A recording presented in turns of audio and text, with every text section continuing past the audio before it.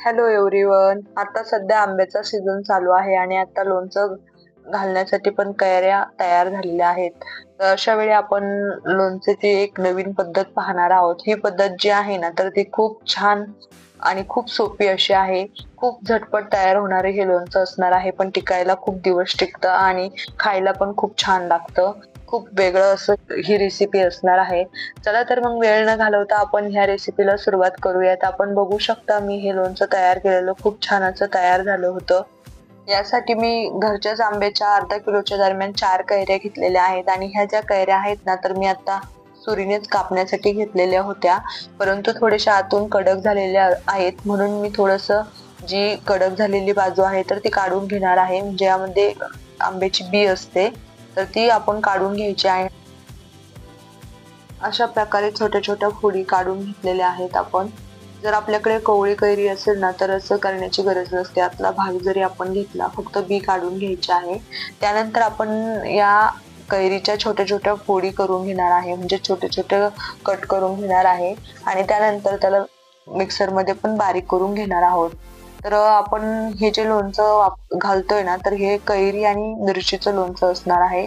खूप सोप्पं आणि खूप झटपट असं तयार होणारं हे लोणचं असणार आहे. तर अशा प्रकारे याच्यात छोटे छोटे काप मी करून घेतलेले आहेत. आपल्याला हवं असेल तर थोडंसं मोठं पण आपण ठेवू शकता, कारण हे नंतर आपल्याला मिक्सरमध्ये किंवा चॉपरमध्ये घालून बारीकच करायचं आहे. आता आपली कैरी जी आहे ना तर ती कापून झालेली आहे. तर आता मी इथे पावशेर मिरच्या घेतलेल्या आहेत आणि ह्या जास्त तिखट नाहीये.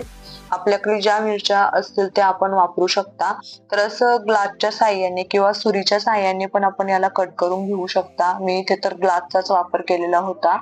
आपल्याला हवं असेल तर आपण सुरीच्या साह्याने थोडेसे छोटे छोटे तुकडे करून घेऊ शकता, म्हणजे ते आपण जी कैरी आहे तर त्यासोबत वाटणार आहोत तर ते व्यवस्थित असं वाटलं जाईल. आता आपण हे लोणचं घालण्यासाठी जो मसाला लागतो तर तो मसाला तयार करून घेणार आहोत. तर कढई गरम करायला ठेवलेली आहे आणि त्यामध्ये 1 चमचा जिरं, 3 ते 4 चमचे बडीशेप आणि 3 चमचे मी मोहरीचा वापर केलेला आहे. तर ही मोहरी जी आहे ना तर ती आपण घरात फोडणीसाठी वापरतो तीच मोहरी आहे. इथे आपण मोहरीची जी डाळ मिळते रेडीमेड तर त्या डाळीचा पण वापर करू शकता. त्याचबरोबर मी अर्धा ते पाऊण चमचा मेथी दाणे पण वापरलेले आहेत आणि हे सर्व जे आहे तर ते मंद आचेवरती खरपूस असं आपल्याला भाजून घ्यायचं आहे. थोडंसं असा सुगंध यायला लागला की आपण ते काढून घ्यायचंय. त्यानंतर आपण यासाठी लागणारं तेल गरम करायला ठेवणार आहोत. तर मी इथे मोहरीच्या तेलाचा वापर केलेला आहे. आपल्याला हवं असेल त्या तेलाचा आपण वापर करू शकता. तेल एक वाफ निघेपर्यंत गरम करायचं आहे आणि आता जे मसाले आपण भाजलेले होते तर ते थंड झालेले आहेत आणि मी असे जाडसर वाटून घेतलेले आहेत. जास्त बारीक पण करण्याची गरज नाहीये. तर असे थोडेसे जाडसरच आपल्याला ठेवायचे आहेत. त्यानंतर आपण जे कैरी आणि मिरचीचं मिश्रण होतं तर ते ओबडधोबड वाटून घेणार आहे. जास्त बारीक पण करायचं नाहीये. आपल्याला हवं असेल तर आपण असंच लोणचं घालू शकता, पण थोडंसं ओबडधोबड वाटलं तर त्याची जी टेस्ट आहे ना तर ती खूप छान अशी लागते. त्यामुळे मी जास्त बारीक नाही पण थोडंसं ओबडधोबड असं वाटून घेतलेलं आहे. आपल्याला वाटायचंच असतं, त्यामुळे अगोदर कापत असताना आपल्याला हवं त्या प्रमाणात आपण बारीक किंवा मोठं कापू शकता आणि नंतर असं मिक्सरमधून बारीक करून घेऊ शकता. हे सगळं व्यवस्थित असं वाटून झालेलं आहे आणि वाटून झाल्यानंतर आपण यामध्ये बाकीचे मसाले पण टाकून घेणार आहोत. आता आपण या मिश्रणामध्ये हळद आणि मीठ टाकून घेणार आहोत आणि तयार केलेला जो मसाला आहे ना तर तो पण वापरणार आहोत. तर अगोदर मी 1 चमचा हळदीचं प्रमाण आणि 2 ते 2.5 चमचे मीठ वापरलेलं आहे. मीठ जर कमी वाटलं तर आपण नंतर पण वापरू शकतो.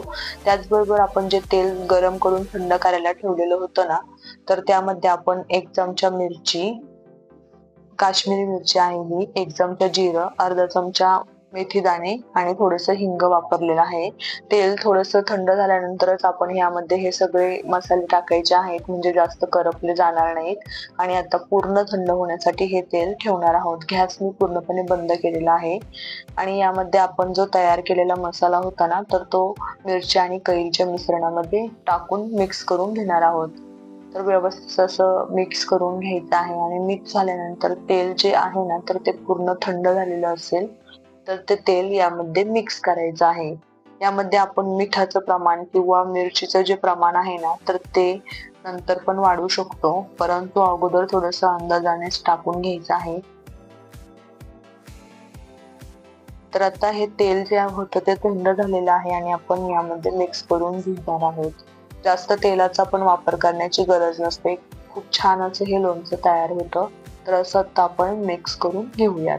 हे कैरी आणि मिरचीचं लोणचं बनवत असताना आपण कैरी आणि मिरची जी आहे तर आपल्या आवडीनुसार कमी जास्त करू शकता. आणि हे लोणचं बनवताना मी मोहरीच्या तेलाचा वापर केलेला आहे. तर आपण आपल्या आवडीनुसार किंवा जे रेग्युलर खाद्यतेल वापरतात त्या तेलात हे लोणचं बनवू शकता. तर तुम्ही बघू शकता हे लोणचं खूप छान असं तयार झालेलं आहे. आपण 1 ते 2 दिवस असंच एखाद्या भांड्यामध्ये ठेवू शकतो आणि वरतून कपड्याने थोडंसं बांधून ठेवलं तरी चालेल आणि थोडं मुरल्यानंतर एखाद्या हवाबंद बरणीमध्ये भरून घ्यायचं आहे. तर मी लगेचच हवाबंद बरणीमध्ये लोणचं भरलेलं होतं. 1 ते 2 महिन्यांपर्यंत टिकणारं असं हे लोणचं खूप छान लागतं किंवा फ्रीजमध्ये ठेवलं तर आपण ते 6 महिन्यांपर्यंत पण खाऊ शकता. तर आपण पण ही रेसिपी नक्की ट्राय करा आणि कशी तयार होते मला कमेंट करून नक्की सांगा. माझी ही रेसिपी आपण YouTubeवरती पाहत असाल तर माझ्या चॅनलला लाईक, सबस्क्राईब आणि शेअर जरूर करा आणि फेसबुकवर पाहत असाल तर फॉलो करा. अशाच नवनवीन रेसिपी पाहण्यासाठी भेटूयात पुढच्या रेसिपीमध्ये. तोपर्यंत टेक केअर. Thank you.